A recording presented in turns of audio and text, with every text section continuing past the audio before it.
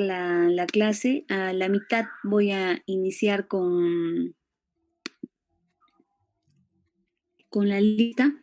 A la mitad de la clase voy a llamar la lista. ¿Me escuchan, no? Sí, Sí, doctora. doctora. Listo, entonces el día de hoy vamos a hablar de dos temas muy importantes. A mí, como les comenté hace un momento, me pareció importante incluirlo en nuestro sílabus porque lo van a ver en infectología y también en sus clases de neumo, pero definitivamente verlo desde la perspectiva dermatológica es importante para que puedan fijar diagnósticos diferenciales también. Vamos a comenzar entonces con lo que es leishmaniasis cutánea y mucocutánea en el Perú. Muy bien, ya con esta imagen se darán cuenta de que esta enfermedad es parte de la historia del Perú. En esta imagen se ve claramente un paciente que tiene una alteración en la estructura anatómica de la nariz por una leishmaniasis mucocutánea. Así que esto es parte de nuestra historia, pero sobre todo es parte actual de las enfermedades epidémicas de nuestra región. La leishmaniasis es una enfermedad causada por un parásito intracelular del género Leishmanina. Es transmitido a los humanos por la picadura de un mosco, de una mosca de la arena, principalmente el Phlebotomus del género Lutzoniae. Es considerada entre las enfermedades más olvidadas. Esta leishmaniasis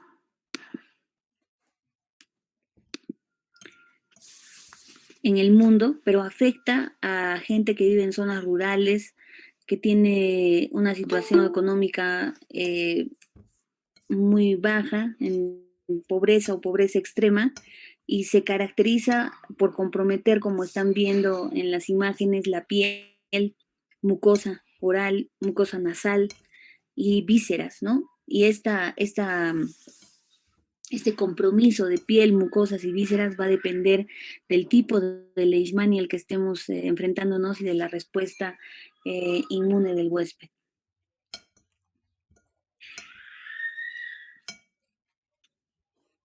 Vamos a ver quién nos está esperando en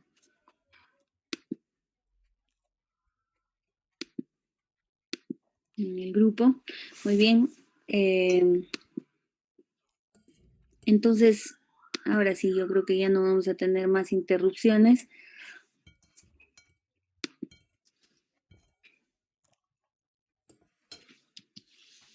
Históricamente, la leishmaniasis en el Perú afecta ancestralmente a las poblaciones andinas y selváticas de nuestro país. Desde antes de la llegada de los españoles, como les he mostrado en la imagen inicial, y esta imagen pues nos habla sobre un testimonio de la presencia de esta enfermedad incluso antes de Cristo, ¿no? Porque la imagen corresponde, la escultura, perdón, corresponde, el cerámico en realidad corresponde a la cultura mochica, eh, que corresponde a unas secuelas deformantes de la leishmaniasis, ¿no? Aquí podemos ver a la izquierda esta escultura, esta cerámica de la cultura mochica y a la derecha de la cultura chimú, en la que se puede ver claramente el compromiso de la mucosa de la nariz, ¿no? Y en el caso de la cultura mochica, miren, también hay un compromiso de los labios, ¿no? Nariz y labios. Entonces, ya está de más decirles que esta patología la tenemos desde antes de Cristo, ¿no? Y esa es la evidencia. Según la OMS, se reportan aproximadamente 2 millones de casos nuevos al año y 70,000 muertes por año, sobre todo por la leishmaniasis visceral, que gracias a Dios no hay en nuestro país, ¿no? En el área geográfica específica donde estamos nosotros corresponde a la leishmaniasis cutánea, es decir, la leishmaniasis mucocutánea se encuentra sobre todo en Latinoamérica y también hay un poco en África en países como Etiopía y Sudán, ¿no? Pero principalmente eso es lo que tenemos nosotros en el Perú. No tenemos leishmaniasis visceral. La leishmaniasis visceral o calazar se encuentra en el noreste de África, en el norte de Asia, en el sur de Europa y en América Latina, un poco en la zona que corresponde a Brasil, pero nosotros no tenemos, gracias a Dios, leishmaniasis visceral. Tenemos la leishmaniasis cutánea y la mucocutánea. En América Latina, más o menos se estima que hay 60.000 casos nuevos cada año. La leishmaniasis mucocutánea es típica de los ambientes en los que hay una altura entre 0 y 1.500 metros sobre el nivel del mar, temperaturas elevadas de más o menos 20 grados. Sin embargo, ya vamos a ver ahora que eh, hay casos conocidos localmente como la UTA, que sí se conoce la leishmaniasis mucocutánea en el Perú, que se han reportado en zonas altoandinas, ¿no? En el Perú la leishmaniasis es la segunda endemia de tipo tropical y la tercera causa de mortalidad por enfermedad infecciosa luego de la malaria y de la tuberculosis, ¿no? Entonces, no se puede dejar de lado esto. Desgraciadamente va a afectar sobre todo, como hemos dicho, a la gente en estado de pobreza o extrema pobreza que trabajan en la agricultura, con el caucho, con el plátano, con el café y con la coca. Aquí les he encontrado este reporte del Centro Nacional de Epidemiología y Prevención y Control de Enfermedades del MINSA del 2020. Si bien es cierto, el reporte, último reporte que tenemos, no es de la semana 17 del 2020, todavía no tenemos reportes completos del 2020. ¿Qué son las semanas? Aquí van a ver desde la semana 1 hasta la semana epidemiológica 1 a la semana epidemiológica 17. Para recordarles nada más que en epidemiología el año se divide en 52 semanas. Entonces la semana 17 es recién el primer trimestre, podríamos decir, del año y poco a poco van a ir aumentando estos casos hasta completar todos los reportes que vayan a encontrar hasta el 2020, ¿no? Este reporte es lo último que hay, no hay nada no hay nada todavía que nos muestre el total de casos del 2020, imagino que está en proceso, pero ya se puede ver que esta epidemia se mantiene en el tiempo, ¿no? Miren, desde el año 2010 que se manejaban 390 casos, 400 casos, 400, 600 en el 2016, 500, 58 en el 2017, 446 en el 2019. Vamos a ver cómo se comportará en el 2020, pero se mantiene, ¿no? No hay una baja definitiva. Entonces, hay tendencia a disminuir casos, pero se mantienen entre 500, 400 casos por año, ¿no? Aquí vemos el número de casos de leishmaniasis por distritos para ver cómo se maneja epidemiológicamente en el Perú, dónde está la leishmaniasis. Desgraciadamente, sobre todo, está entre Puerto Maldonado, Cusco y Junín. Miren, desde la semana 17, 1 a 17 del 2020 ya se habían reportado 296 casos y de estos el 42.4% corresponden a los casos encontrados en Junín, Cusco y Madre de Dios y Cajamarca, ¿no? O sea, Cusco es una de las zonas donde hay mayor incidencia de casos de leishmaniasis. Miren cómo mantiene Cusco un porcentaje alto. Para la semana 17, semana epidemiológica 17 en el 2020 tiene 121 casos diagnosticados. Y díganme si alguna ciudad del Perú tiene esa cantidad, solamente Junín con 125 y hasta Puerto Maldonado queda por detrás de de Cusco con 87 casos, ¿no? Entonces, esa es la importancia que le debemos dar. Es Cusco una de las ciudades donde más casos de leishmaniasis hay en nuestro país.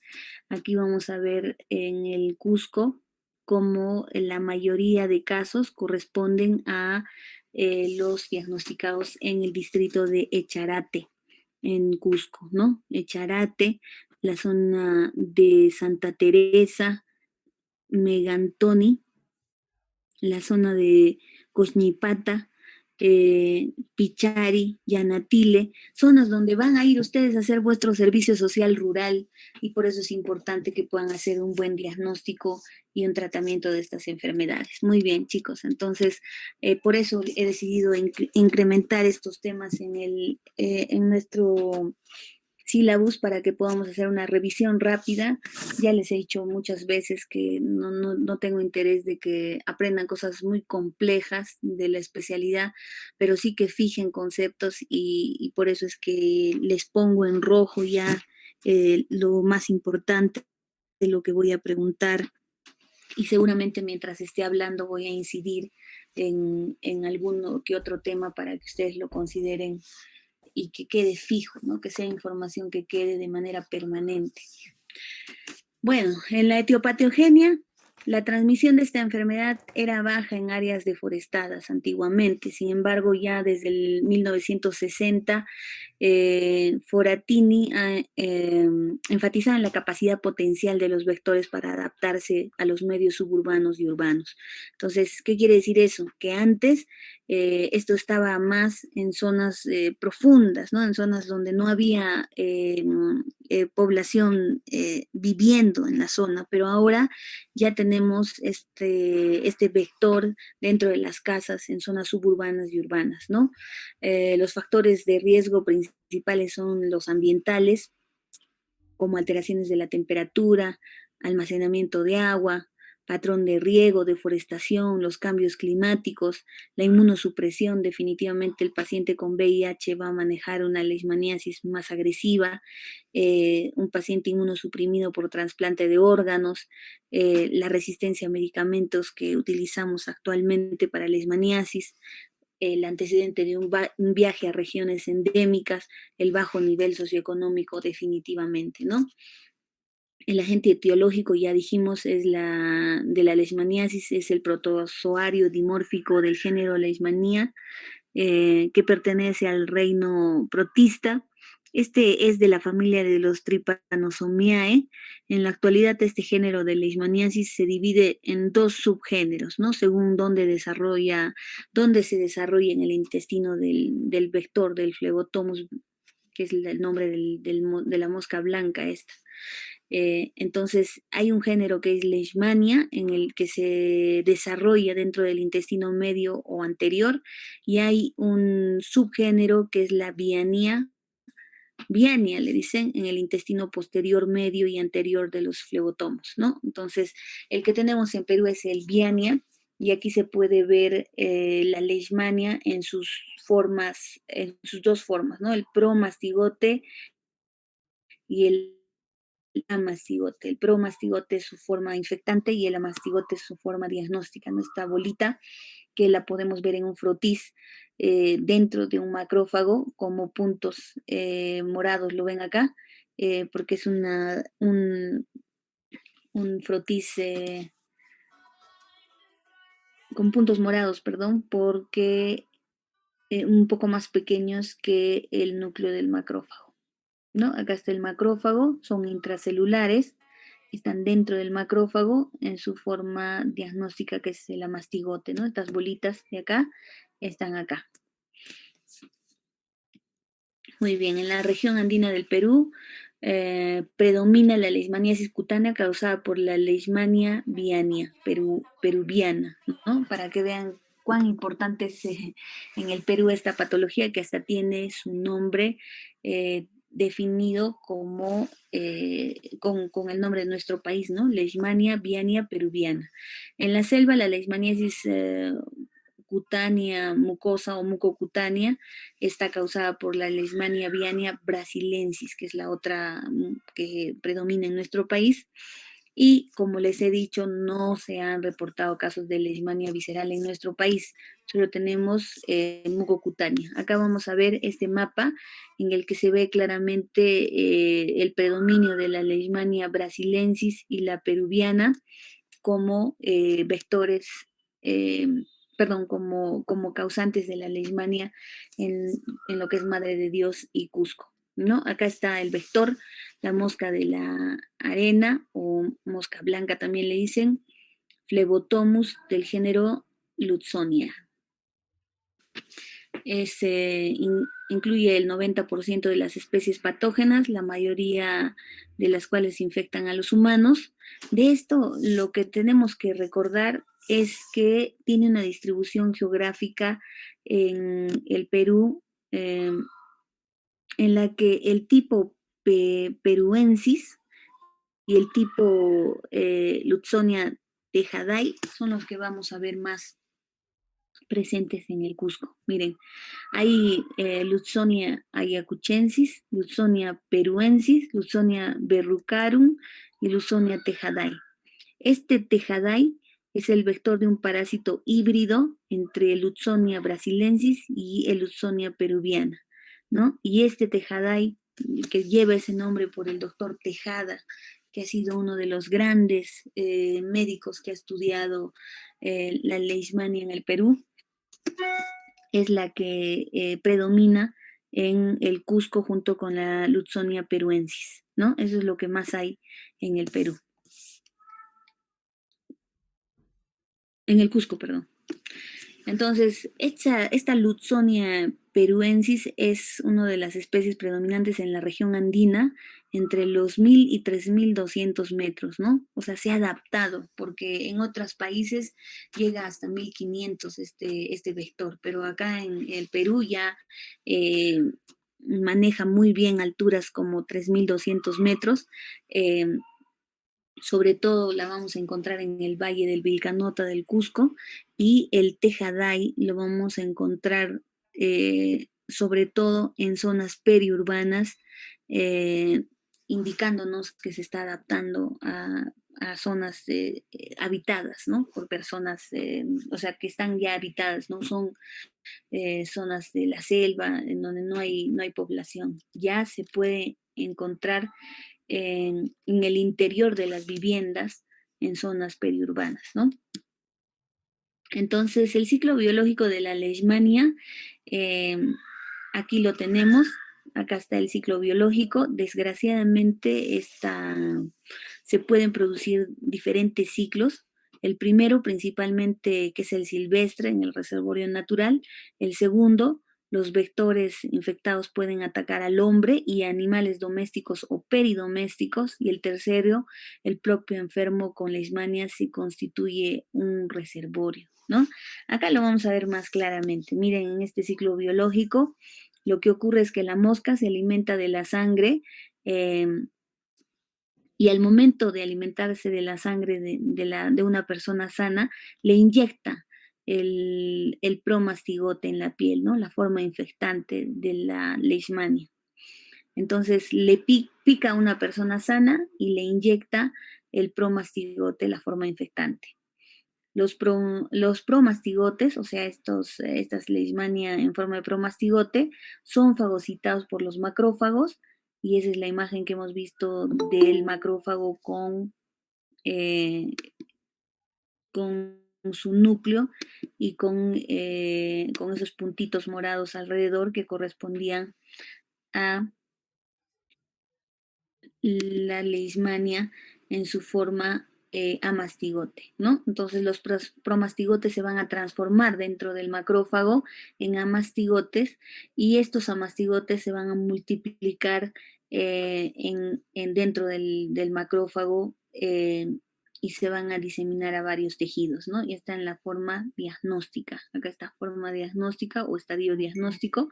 Una vez que ya se ha diseminado, se ha multiplicado y se ha diseminado la leishmania, la mosca nos vuelve a picar a la persona, pero que ya está infectada, se alimenta de esta sangre que lleva dentro de sí a mastigotes, y eh, al ingresar esta sangre a su organismo llena de amastigotes, se produce la ingestión de las células parasitadas, y estas se van a transformar dentro del intestino del vector o de la mosca en la forma infectante, el amastigote, para nuevamente migrar eh, hacia los intestinos y volver a, eh,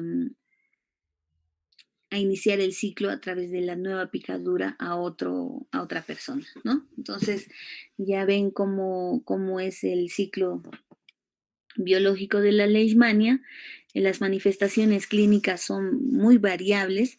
Lo que hay que recordar aquí es que es diferente que afecte a una persona sana, es diferente que afecte a una persona inmunosuprimida, y las formas, principalmente en el Perú, lo que tenemos es la leishmaniasis cutánea o UTA, que corresponde al 85 a 90% de los casos, la leishmaniasis mucocutánea o espundia, que corresponde al 10 a 15% de los casos, la leishmaniasis cutánea difusa y la leishmaniasis cutánea visceral. Ya hemos dicho que la visceral no hay en Perú. Aquí está la imagen clásica de una leishmaniasis cutánea o UTA, donde vemos una lesión ulcerada de bordes elevados, bien definidos y casi siempre en miembros inferiores, ¿no? El paciente siempre refiere, me empezó como una picadura y fue creciendo de manera centrífuga provocando una ulceración, ¿no? Entonces, la forma de leishmaniasis cutánea ulcerosa es lo más frecuente. El periodo de incubación, 2 a 3 semanas. Las primeras manifestaciones son una mácula rosada, rojiza como una picadura. Luego hay una pápula de base firme, que a veces puede tener una pequeña vesícula. Eh, a veces pasa desapercibida y luego de varios días empieza a ulcerarse y produce una exudación amarillenta leve, ¿no? Entonces, esta es la forma más frecuente de leishmaniasis cutánea. La forma ulcerada es, eh, como les he dicho, es una forma característica, redondeada, indolora, con bordes bien definidos y elevados e indurados, le dicen ensacabocado o tipo cráter, con un fondo granulomatoso limpio, ¿no? A veces hay una eliminación de una secreción amarillenta, como dice, pero la mayoría de las veces no hay supuración, es un fondo limpio. Puede haber lesiones satélites que confluyen formando úlceras más grandes, eh, y esas lesiones satélites nos están hablando sobre la diseminación linfática, por eso hablan también sobre nódulos linfáticos, ¿no? O sea, ¿qué quiere decir? Que está la lesión ulcerada aquí y luego siguiendo la distribución linfática, o sea, de manera lineal por la pierna, van a haber nódulos, o bueno, ustedes ya saben qué son los nódulos, eh, que van a ir siguiendo un trayecto lineal por la distribución o la diseminación linfática, ¿no? Puede provocar, debido a esa diseminación linfática, linfangitis, linfadenitis regionales, ¿no? Lo más raro es ver cordones linfáticos infiltrados, que es lo que les acabo de comentar, en línea, que son palpables, y también podrían ver ganglios infartados, ¿no? Que es un complejo, entre comillas, un complejo primario. Entonces, ven la lesión ulcerada, deben buscar si hay nódulos periféricos, sobre todo que tengan distribución lineal, y luego tienen que echarse a buscar linfadenitis regional, o sea, adenopatía, ¿no? A nivel regional. Las lesiones se van a estabilizar y van a evolucionar a la cura espontánea en un periodo de 6 meses a 3 años, ¿no? Hay pacientes que vienen y tienen lesiones que se van a ir autolimitando cuando son pequeñas y el paciente es inmuno competente. La mayoría no mejora y se tiene que tratar, ¿no? Pero lo que dice la teoría es que van a involucionar y van a curar espontáneamente hasta en 3 años. Hay muchos casos, muy escasos casos de recidiva cutánea o a nivel de mucosas de manera tardía, pero hay que recordar que esa es la puerta de entrada de la leishmania para que luego de unos años se dé la leishmaniasis mucocutánea, ¿no? Que ya no sea solo de la piel, sino de mucosa nasal, mucosa oral. Entonces es la puerta de entrada. Ahorita vamos a ver que el tiempo en que se presenta la leishmaniasis mucocutánea es más largo y siempre hay un antecedente, puede haber casi siempre un antecedente de leishmaniasis cutánea previa. Entonces, la leishmaniasis causada por la leishmaniasis peruviana y la leishmaniasis brasilensis van a provocar principalmente papulofolículos, nódulos a nivel dérmico, y la brasilensis esta ulceración franca, ¿no? Eso es lo que vamos a ver más, nódulos y ulceraciones. Veamos entonces la forma nodular, miren cómo aparece la leishmaniasis nodular con estos nódulos que incluso ulceran, ¿no? Entonces podríamos decir que son como gomas, ¿no? Pero bueno, esto no lo ha visto un dermatólogo al inicio, lo ven bastante los infectólogos, entonces lo han catalogado como una leishmaniasis cutánea de forma nodular. Hay formas vegetantes, hay formas no ulceradas. Miren acá las formas vegetantes que tienen, además de la úlcera, un crecimiento exofítico vegetante como una verruga. Eh, Miren acá las formas ulceradas. Acá hay la leishmania diseminada, miren, en rostro, con un crecimiento ligeramente vegetante.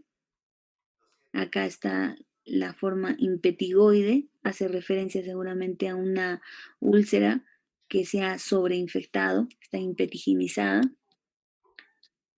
localizada cuando está en un solo lugar. La leishmaniasis cutánea localizada. Esto es lo que yo más veo, ¿no? Esto es lo que casi siempre se ve, ¿no? Una úlcera con bordes indurados, elevados, bien definidos y casi siempre única, ¿no? A veces puede tener un poco de secreción, pero casi siempre hay solamente tejido granulomatoso y un poco de eliminación de líquido amarillento. Entonces, aquí en rostro, miren cómo puede verse la leishmaniasis con un crecimiento ligeramente exofítico, como verrucoso.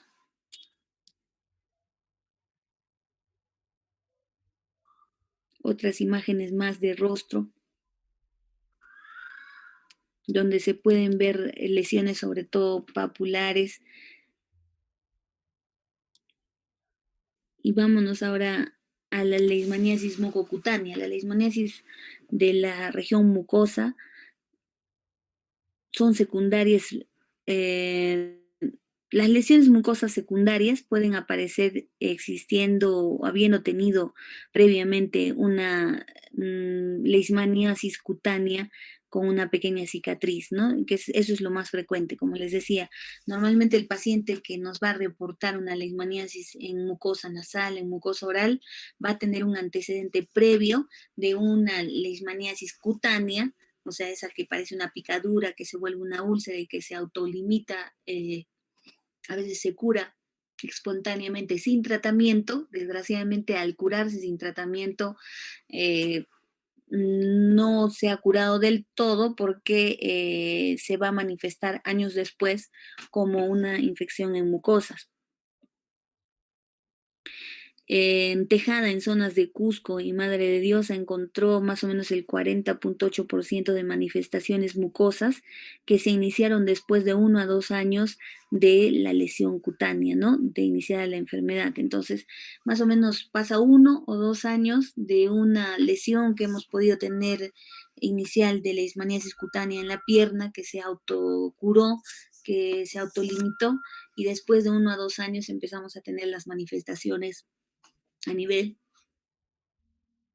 empezamos a tener las manifestaciones a nivel de la nariz y de la boca, ¿no? Entonces se describe la aparición de lesiones mucosas hasta 20 a 30 años después de la resolución de una lesión primaria o una lesión cutánea cuya cicatriz puede ser observada en la piel, ¿no? Entonces, casi siempre cuando vemos un paciente con leishmaniasis cutánea, eh, eh, le tenemos que explicar que tenemos que hacerle un seguimiento por hasta 30 años, y en ese tiempo cualquier tipo de lesión que tenga en mucosa debe descartarse para leishmaniasis cutánea.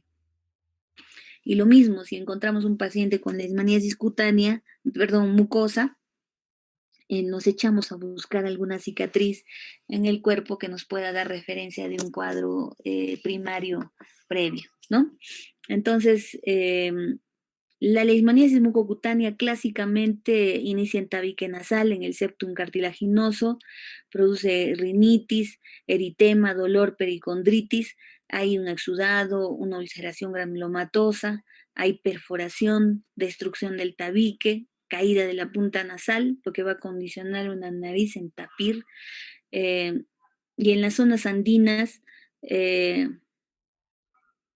también podemos observar que hay las alas de la nariz pueden estar carcomidas, ¿no? Aquí miren, estas imágenes son de pacientes del Hospital Antonio Lorena, donde se pueden ver la leishmaniasis mucocutánea en su esplendor, ¿no? Miren cómo ha afectado la nariz, las alas nasales, la mucosa oral, son imágenes terribles de una historia que nos habla de un problema de salud pública porque estos pacientes no llegaron a ser atendidos en su momento, ¿no? Han llegado ya con la enfermedad muy avanzada, con esta nariz en tapir, con la mucosa oral también afectada. Miren cómo se ha deformado el labio, seguramente ahí adentro, ahí está todavía, además de la infección, la cicatriz deformante. Lo mismo en esta paciente, la leishmaniasis mucocutánea. Son imágenes penosas que todavía se pueden ver por la triste realidad que tiene nuestro sistema de salud, ¿no? Entonces puede afectar garganta, puede afectar la región gingival, interdentaria, la faringe, la laringe, la tráquea, y desgraciadamente cuando afecta ya estas zonas de laringe, tráquea, provoca disfonía, afonía, y puede provocar asfixia. He tenido la oportunidad de ver un paciente con leishmaniasis mucocutánea a nivel de hipofaringe y tráquea, que tuvimos que trabajar bajo traqueostomía en el Hospital Cayetano Heredia, en el área de infectología. Puede haber afectación de la epiglotis, de las cuerdas bucales, y si no hay tratamiento puede fallecer. No me parece que ese paciente falleció finalmente, a pesar de que, bueno, y la calidad de vida también ya estaba tan afectada, ¿no? Eh, Hay casos de leishmaniasis cutánea difusa, sobre todo en áreas de América Central, en Brasil, perdón, en áreas de Sudamérica, en Perú muy poco. Esa es la cutánea difusa. Aquí lo podemos ver, miren cómo se diseminan estas pápulas, parece incluso un caso de lepra, lepromatoide. Es su diagnóstico diferencial, leishmaniasis cutánea diseminada en pacientes VIH. Definitivamente estas imágenes, si las viéramos en Perú, sería para descartar un paciente VIH. Y finalmente la forma visceral, que es causada por el complejo Leishmania-Donovani, que bueno, que felizmente no tenemos en Perú, ¿no? Tiene un periodo de incubación de 4 a 10 meses, hay caracterizada principalmente por fiebre elevada, hay linfadenopatía, epistaxis, hemorragia gingival, edema, ascitis, ¿no? Lo que vemos en este pequeño, la ascitis que está provocando la distensión abdominal, la piel hiperpigmentada. Aquí vemos cómo se ve el paciente con leishmania visceral o leishmania calazar también se llama, que felizmente no tenemos, ¿no? No tenemos en el Perú, sobre todo en África. El diagnóstico tiene que cumplir tres criterios: un antecedente epidemiológico, o sea, haber estado en una zona endémica, un cuadro clínico sugestivo, o sea, una lesión ulcerada, una lesión, todas las que hemos visto ahora, pápulas, nódulos, y un examen del laboratorio que lo confirme, ¿no? Con eso estaríamos frente a un caso confirmado. Para confirmar la enfermedad hay métodos directos e indirectos, y casi siempre combinamos 2 a 3 métodos porque no son tan efectivos la mayoría de ellos, ¿no? En el diagnóstico laboratorial, el método directo va a corresponder primero a demostrar que el paciente esté albergando la leishmania mediante la visualización en un frotis o en la histopatología de amastigotes en el tejido infectado, ¿no? O sea, el frotis o la biopsia con la histopatología nos tiene que mostrar esos amastigotes que les mostré dentro de los macrófagos. Acá está la forma en que se hace el frotis, ¿no? Acá está la lesión ulcerada y la toma de muestra con un palito de madera para poner en esta lámina y examinar directamente buscando los amastigotes. La segunda forma de encontrar al parásito es a través de intentar el aislamiento directo de los promastigotes en un cultivo in vitro de las lesiones sospechosas, ¿no? Se puede cultivar y buscar los promastigotes, no se olviden los promastigotes, la forma infectante, los que son larguitos, ¿no? Y otros son la inoculación de animales de laboratorio, hámster, a partir de los que se puede aislar y caracterizar a la leishmania, ¿no? Entonces, es idealmente para detectar qué tipo de leishmania, ante qué tipo de leishmania estamos, ¿no? Entonces, lo que más se hace son los frotis o la biopsia, ¿no? Para buscar el amastigote. Yo, normalmente, el dermatólogo, cuando encuentra una úlcera crónica para descartar leishmania, hacemos el frotis de la zona periférica. La clave es tomar el frotis de la zona periférica. Igualmente, si hago mi biopsia, hago una biopsia en cuña, o sea, como un triángulo, como un quesito, saco de la zona de los bordes. Ahí es donde estoy buscando al amastigote, ¿no? Acá está. Estos son los amastigotes, este es el macrófago, el núcleo del macrófago y múltiples amastigotes dentro del macrófago, ¿no?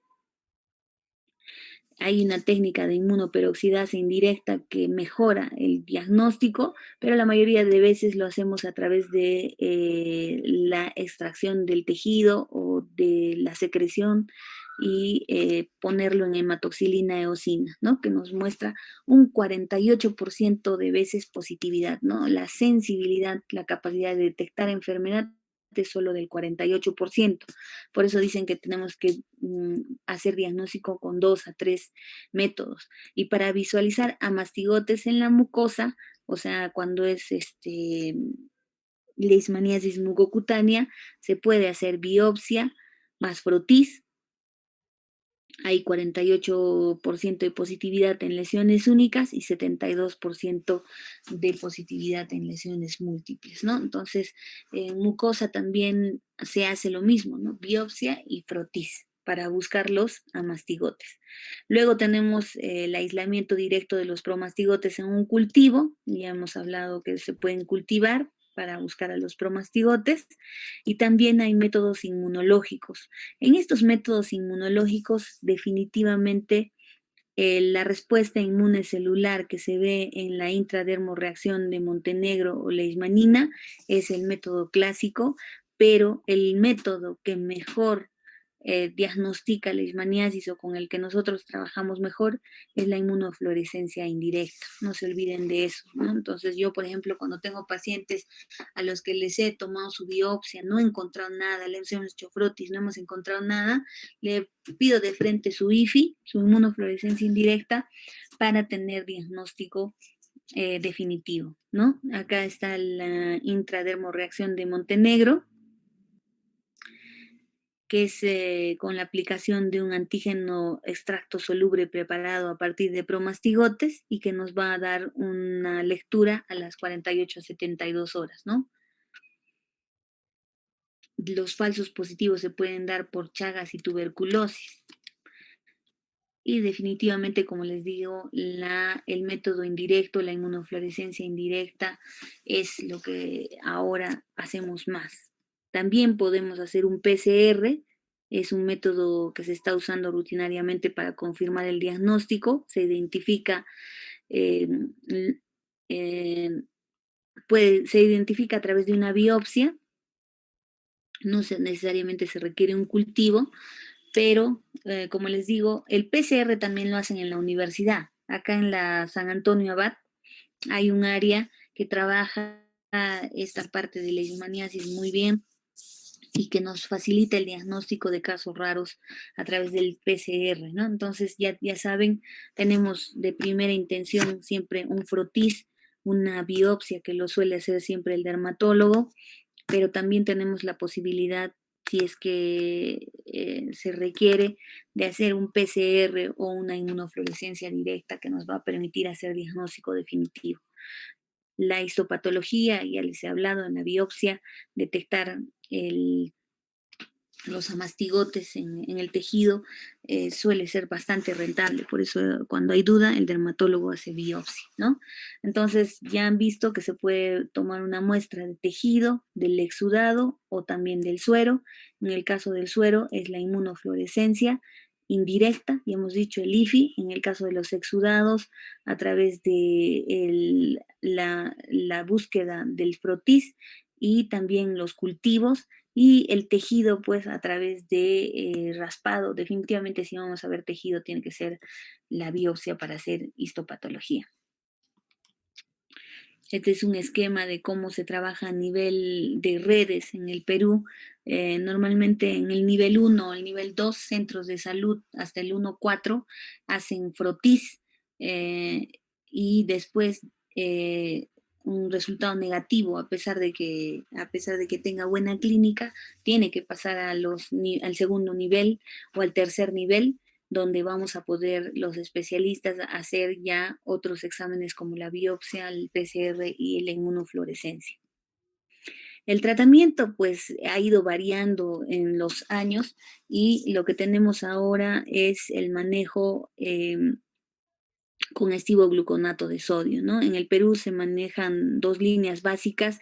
La primera línea, los antimoniales pentavalentes, el estivogluconato de sodio, y la segunda línea, la anfoteresina B, que es lo que manejamos en el hospital cuando ya no hay respuesta al estivogluconato, ¿no?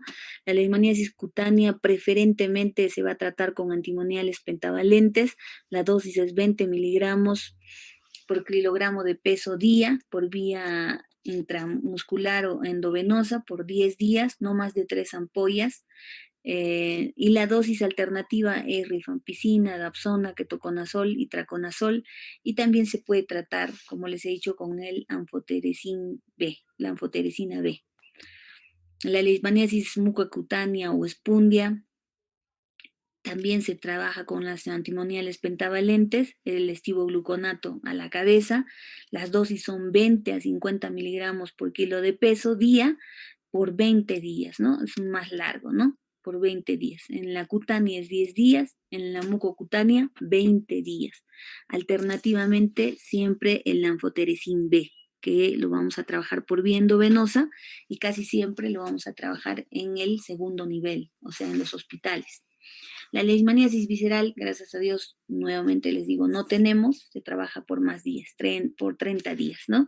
El seguimiento a los 3 meses, a los 6 meses, ya les he dicho, sobre todo en la cutánea, no olvidar que tenemos un periodo largo de reinicio de síntomas, pero a nivel de las mucosas, que puede llegar hasta 30 años después de una lesión primaria cutánea.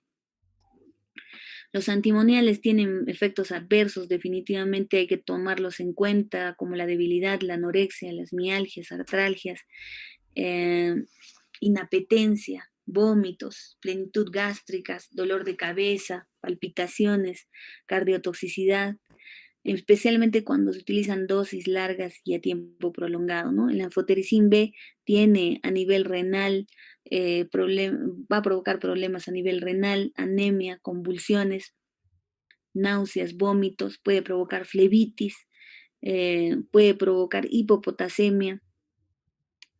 Entonces, eso puede provocar problemas de insuficiencia cardíaca también. Entonces, son cosas que hay que tomar en cuenta. Por ese motivo es que se manejan casi siempre en el segundo nivel.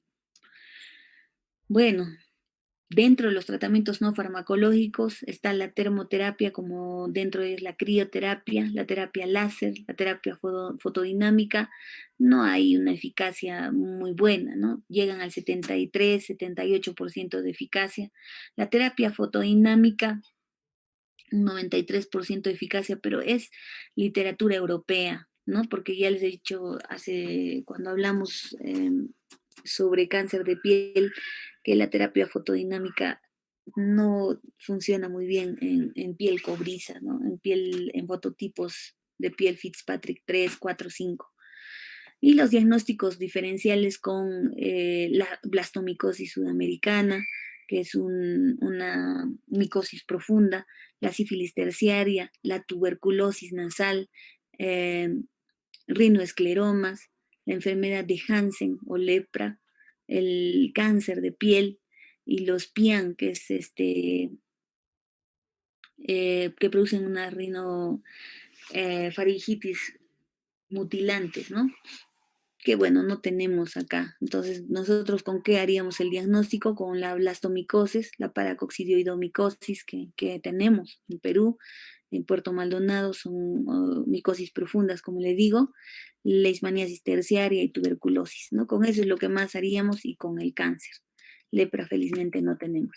Entonces, ahí estaríamos terminando con lo que es leishmaniasis.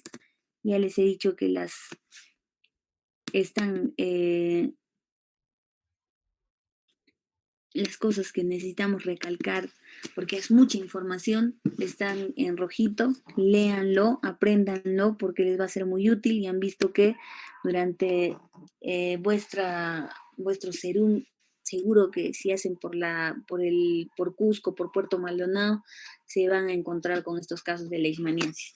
Y también nos vamos a encontrar con casos de tuberculosis cutánea, ¿no? Nosotros siempre escuchamos tuberculosis y nos vamos a pensar siempre en el pulmón y efectivamente suele ser la prima infección o el inicio de la enfermedad ingresa por vía respiratoria y casi siempre vamos a encontrar un pulmón comprometido, pero hay pacientes en los que además vamos a tener manifestaciones cutáneas. Miren ustedes, bueno, esta es la parte general que seguramente se van a cansar de escuchar en otros cursos, en infecto, en neumo, lo van a volver a repetir. La tuberculosis es una enfermedad infecciosa crónica causada por bacilos del complejo Mycobacterium tuberculoso, ¿no? Es un complejo, el Mycobacterium tuberculoso, que incluye a micobacterias como la Mycobacteria tuberculosis, el africano y Mycobacterium bovis. Son bacilos gram negativos aerobios, ácido alcohol resistentes, intracelulares de entre 0,2 a 4 micras. Y cuando hablamos específicamente de la tuberculosis cutánea, esta va a constituir entre el 1 a 2% de los casos de tuberculosis y el 5% de las tuberculosis extrapulmonares, ¿no? Entonces es poco, pero hay. Y aquí estamos viendo al Mycobacterium tuberculosis, no sé cuál de las micobacterias será, pero en la tinción de Ziel-Nielsen se ve claramente estas pequeñas líneas dentro del tejido biopsiado, ¿no? Entonces acá estamos viendo cómo se puede manifestar. Vamos a ver ahorita varios ejemplos. Esta se transmite de persona a persona a través de las gotas de Fluyan y de Wells, por la ingesta de productos contaminados mediante inoculación endógena o exógena, que es lo que vamos a ver ahora, y obviamente la forma pulmonar es la más frecuente, puede haber formas ganglionares regionales, pleural, bronquial, laringea. Lo menos frecuente es que vaya a músculo, a estómago y a piel, ¿no? Ya hemos visto 1 a 2% en piel, pero se va a dar en piel también. Entonces, aquí en la epidemiología les estoy mostrando un mapa en el que se puede ver la incidencia de la tuberculosis para el 2019, ¿no? Este es un reporte del World Health Organization del reporte global de tuberculosis del 2020, ¿no? Aquí en el Perú, marcado como está en verde claro, y está reportando más o menos una incidencia de 100 a 200 por 100.000 habitantes por año, ¿no? Entonces, ¿qué pasa con la tuberculosis? Es un problema de salud pública mundial. Miren, África está infestado y Latinoamérica también. Y dentro de Latinoamérica, los que más tuberculosis tenemos son Perú y Bolivia. No solo está en países de desarrollo, sino también ya en América del Norte y en Europa. debido al movimiento migratorio que ha habido de la gente, ¿no? La migración ha llevado esta enfermedad a otros países en los que no había anteriormente, y además se reportan estos casos porque hay una coinfección entre la infección del VIH y la tuberculosis, ¿no? En otros países, por ejemplo en Estados Unidos, hay mucho VIH y ahí pues aparece con facilidad la tuberculosis en estos pacientes.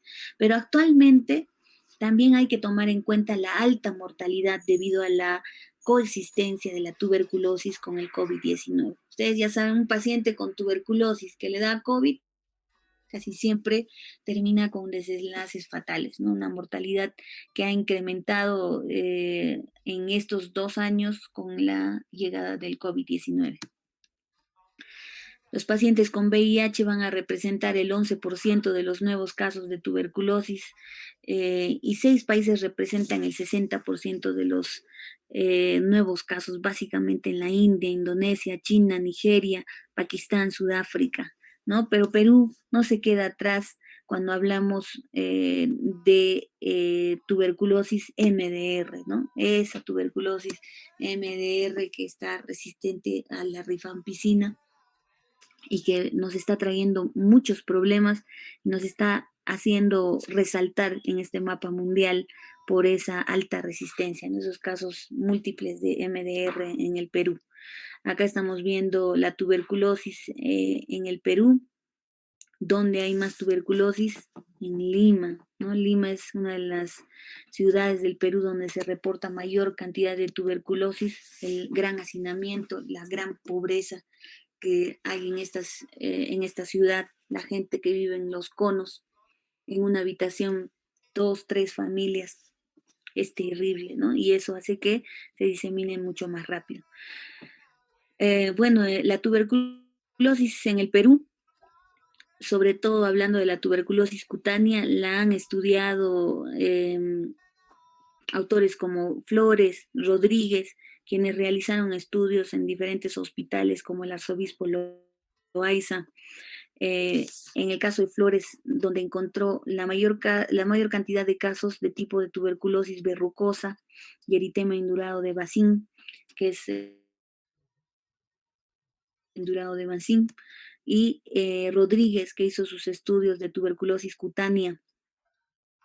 Y el hallazgo que tuvo es que la escrofuloderma fue el tipo de tuberculosis más frecuente, ¿no? Las escrófulas, que son unas gomas, nódulos linfáticos que van a ulcerar y que van a drenar una secreción tipo quinoa licuada, clásico, ¿no? Que siempre yo he visto desde que he sido serum estos casos de tuberculosis a nivel linfático en la región cervical, el escrofuloderma. Muy bien, Tincopa también es un estudioso de la tuberculosis en el Perú, en la zona de Trujillo. También detectó que la forma clínica más encontrada fue el escrofuloderma, ¿no? Aquí está, es la tuberculosis de ganglios, ¿no? Aquí está a nivel de ganglios de la región inguinal que se ulceran y que van a eliminar esa secreción. Como les digo, no se olviden de quinoa licuada. Ya no van a querer tomar su quinoa ahora. Muy bien. Entonces aquí en el 2 de mayo también hicieron un estudio de lo que es tuberculosis cutánea en el Perú y lo que más se encontró fue el eritema indurado de Bacín, ¿no? Que son esos nódulos que vamos a encontrar en miembros inferiores, y lo que más detectaron en tuberculosis cutánea, luego seguía la tuberculosis a nivel de ganglios, escrofuloderma, la tuberculosa cutis verrucosa, entre otras, ¿no? Las gomas tuberculoides, el lupus vulgar, que no es lupus, sino tuberculosis. Acá es otra vez la dermatología confundiéndonos un poco, ¿no? No es lupus, el lupus vulgar es tuberculosis, no es una enfermedad de lupus autoinmune. Y la tuberculosis miliar que también se encontró. Entonces, ¿cómo se clasifica? Básicamente la clasificación actual se ha dividido en infección exógena, endógena, y la tuberculosis debida a la vacuna por BCG y los tuberculides. Así se ha dividido. Entonces, hay otra clasificación en la que dividen en dos grandes grupos, la multivacilar y la paucivacilar.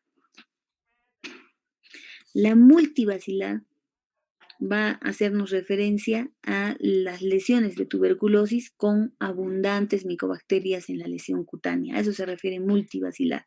Mientras que la paucivacilar a veces casi ni se encuentra el Mycobacterium luego del examen, buscándolo a través del examen directo de Ziel-Nielsen, ¿no? No se encuentra. Entonces hay una forma multivacilar y una forma paucivacilar. Dentro de la multivacilar hay por inoculación directa y por continuidad, ¿no? Y por vía, hay otra diseminación hematógena y hay otra, bueno, básicamente esas tres formas.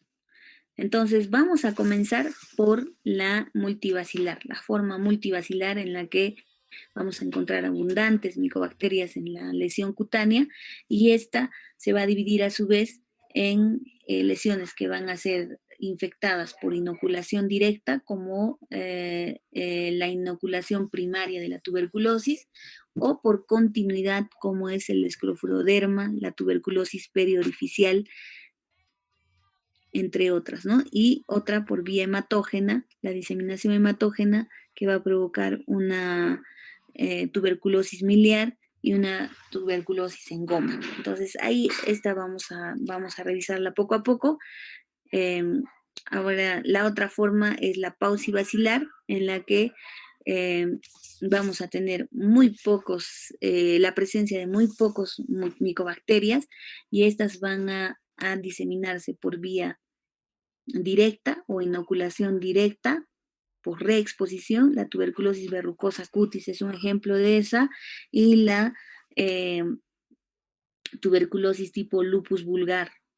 Y por vía hematógena va a provocar el lupus vulgar también, ¿no? Entonces, esas son las formas de tuberculosis. Aquí tenemos además las tuberculides, que hemos hecho referencia a cuando hemos hablado de perdón, cuando hemos hablado de esta otra clasificación en la que hablábamos de tuberculides o tuberculosis paucivacilar, que en esta otra clasificación se clasificaba como tuberculides, ¿no? Ahí teníamos el eritema nodoso y las vasculitis, que ahorita lo vamos a ver. Y entonces en las tuberculides, antes se decían que eran formas reactivas, ahora ya se consideran dentro de las formas paucivacilares, porque al hacer biopsia detectamos Mycobacterium tuberculoso a través del PCR y se clasifican en tuberculide papulonecrótica, el eritema indurado de Bazin, se pronuncia Bazán, y el líquen escrofuloso, ¿no? Estas imágenes que estamos viendo, papulonecrótica, son pápulas que tienen tendencia a la necrosis. El segundo, B y C, corresponden al eritema indurado de Bazán, ¿no? Esto es lo que más vemos, ¿no? Lo que han visto en los reportes del Hospital 2 de Mayo, lo que más se ve, nódulos en miembros inferiores que nos van a mostrar un paciente con tuberculosis. Casi siempre estos nódulos corresponden a la clínica extrapulmonar de un paciente con tuberculosis a nivel pulmonar. Entonces, vamos a ir esta parte. Lo que me interesa, por ejemplo, de esta imagen, de esta diapositiva, es que ustedes aprendan que, por ejemplo, en el caso de la tuberculosis por inoculación primaria, hay una infección de un huésped no inmune, o sea, no expuesto previamente, que en el que va a haber una inoculación directa sobre su piel por un traumatismo inadvertido, ¿no? Esto lo tienen los profesionales de la salud. ¿Qué pasa? Es multivacilar y la inoculación es directa. El paciente no tiene tuberculosis a nivel de pulmón, sino que, digamos, un profesional de la salud está atendiendo a un paciente con tuberculosis, tiene una herida abierta y un fomite, o el paciente con tuberculosis eh, que está hospitalizado, a través de un fomito, a través del contacto directo, nos puede inocular la tuberculosis en la piel, ¿no? Y cómo se ven así, de esta manera, son pequeñas pápulas o heridas, placas inflamatorias con una pequeña ulceración, donde va a haber linfadenopatía, ¿no? Por eso es que esta imagen es muy característica. Tenemos la lesión, el chancro tuberculoso o de inoculación primaria. Este niño no tiene tuberculosis en pulmones, nuevamente les digo, probablemente un familiar le ha inoculado la tuberculosis directamente por contacto directo, se ha producido la pápula o la placa ulcerada y está asociada a una reacción inmunológica local, obviamente una linfadenopatía, ¿no?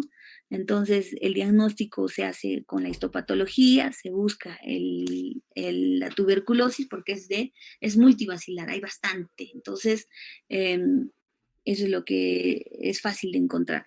Luego tenemos las famosas escrofulodermas, ¿no? Que son las infecciones endógenas multivacilares de tuberculosis. Hay una tuberculosis colicoactiva. ¿Qué pasa? Hay múltiples bacterias, eh, y la inoculación es por continuidad, ¿no?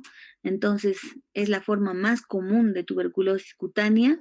Esta eh, se va a mostrar con un absceso frío, con destrucción secundaria de la piel subyacente, resultado de la existencia, de la extensión a la piel del foco contiguo de tuberculosis de tipo linfático, ¿no? Ya les he dicho, a nivel de ganglios es donde se va a producir esto. Esta es la que podemos ver. Son nódulos o gomas subcutáneos no dolorosos que se van a presentar en áreas clásicamente en esta zona o en la región cervical. Miren, en la región cervical, bastante frecuente. También se puede presentar en la región torácica anterior. Luego tenemos a las gomas, las famosas gomas, que son, ya saben ustedes, nódulos ulcerados, que también se pueden presentar de la misma manera a nivel cervical, a nivel de el esternón, y ahí están los micobacterios, ¿no? Ahí están. Luego, las periorificiales, que van a ser por diseminación hematógena, se origina de la tuberculosis, o sea, es un paciente que sí tiene tuberculosis a nivel de pulmón, a nivel intestinal, geniturinario. Son pacientes que tienen una tuberculosis avanzada y que van a tener la manifestación cutánea de esa lesión que está internamente en pulmones o a nivel renal, a nivel de piel, ¿no? ¿Y dónde lo van a tener? En mucosa oral, en mucosa perianal, ¿no? Siempre asociado a una tuberculosis preexistente a nivel pulmonar, a nivel renal, ¿no? Y bastante avanzada normalmente. Tuberculosis miliar va a corresponder a esta tuberculosis, que son máculas o pápulas eritematosas amarillentas de entre 2 y 3 milímetros, que pueden ser necróticas o purpúricas, que van a tener un montón de micobacterias en su interior. Se puede biopsiar. Hace poco me mostraron un caso de un paciente para descartar tuberculosis miliar. Está todavía en observación. Hay que hacer una biopsia cuando tenemos la posibilidad de ese diagnóstico.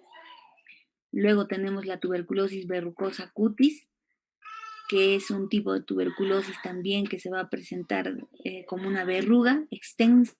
Miren, parece una verruga, ¿no? Un crecimiento verrucoso.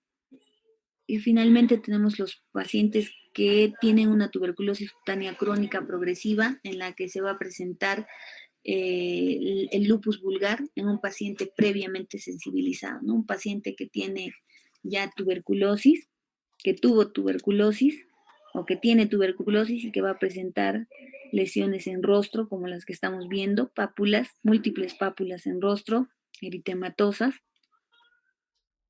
Acá tenemos el lupus vulgar en placa, que es una placa eritematoviolacea en el rostro que muestra pápulas puntiformes blanco-amarillentas diseminadas. Entonces, ¿qué diagnóstico diferencial le harían ahí? ¿No? Cuando está diseminada en la mitad del rostro, a veces parece una rosácea. Entonces hay que tomar en cuenta también la posibilidad de un lupus vulgar o tuberculosis, ¿no? No se olviden, cuando dice vulgar, lupus vulgar, no es el lupus autoinmune, sino es la tuberculosis cutánea. Ahora mismo tengo un caso de una paciente que voy a ver mañana en el hospital. Parece una rosácea, la han tratado como rosácea, pero es tan extensa la lesión que voy a hacerle una biopsia para el descarte. Entonces el lupus vulgar se presenta así, miren, son placas que tienen a veces una superficie rugosa, descamativa, con bordes sobrelevados que nos hacen parecer una verruga, ¿no? Todas estas son lesiones del lupus vulgar.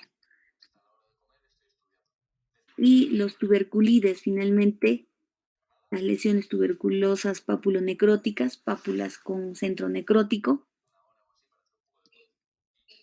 el eritema indurado de Bacin, que ya les he dicho que son nódulos en las piernas, sobre todo en la parte posterior, que a veces pueden ulcerar y que nos hablan de una tuberculosis cutánea activa. Casi siempre es un paciente con tuberculosis cutánea activa. No se olviden, nódulos en la parte posterior de la pierna que se ulceran, descartar tuberculosis pulmonar. Y el líquen escrofuloso, que eso sí, ¿quién se puede imaginar que una lesión en placa liquenificada podría ser una tuberculosis, ¿no? Hay tuberculides sobre lesiones tipo mastitis, acneiformes como esta en rostro,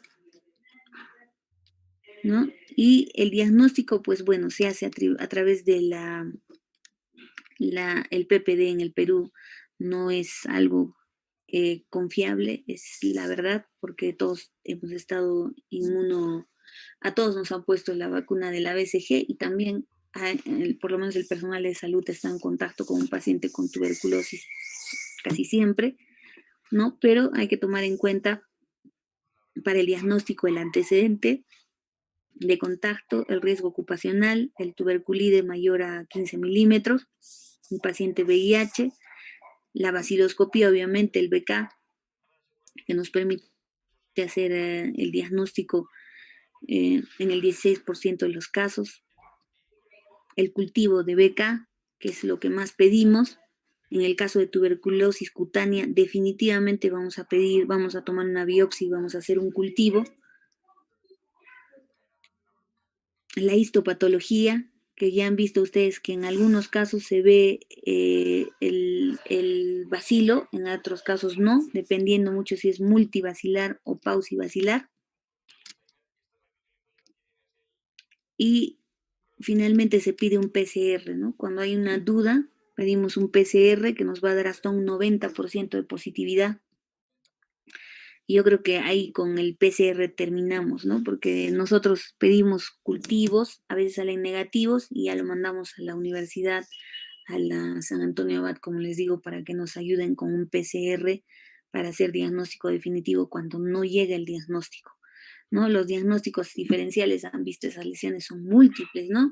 El chancro tuberculoso puede parecer una sífilis primaria, una esporotricosis, que es una infección por hongos profunda, podemos tener la tuberculosis verrucosa con cualquier lesión verrucosa viral o incluso con el líquen plano, hipertrófico, el lupus vulgar con la leishmaniasis, la escrofuloderma con la hidradenitis supurativa, el líquen, o sea, múltiples diagnósticos diferenciales. Es un poco difícil, han visto, esas lesiones no son tan específicas, pero siempre sospechar de tuberculosis, un paciente con antecedente familiar y con una lesión que no sale un poco de las lesiones clásicas habituales del paciente,